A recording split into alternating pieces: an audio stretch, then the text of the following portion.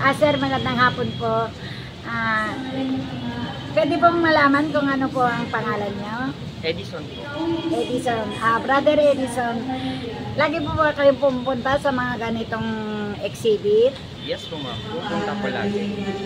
Okay. Ngayon, dito po sa Grand Marian Exhibit ng Our Lady of Mercy, ano po ang masasabi niyo po?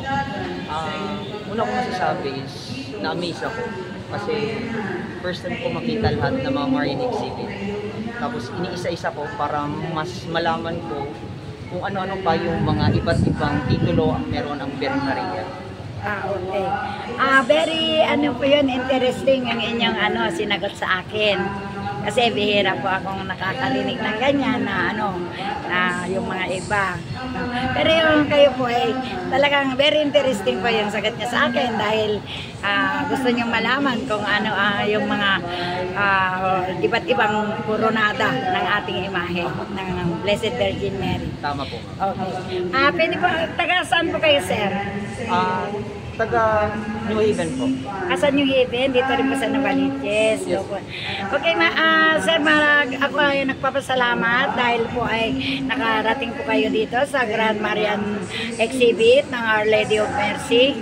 Kasi po, ito yung last day na po na na araw. Kaya nga po, nung malaman ko, pumunta talaga ako dito. Kaya po, ganun pa naman po, ako rin ay nagpapasalamat, natutuwa dahil po sa inyong mensahe.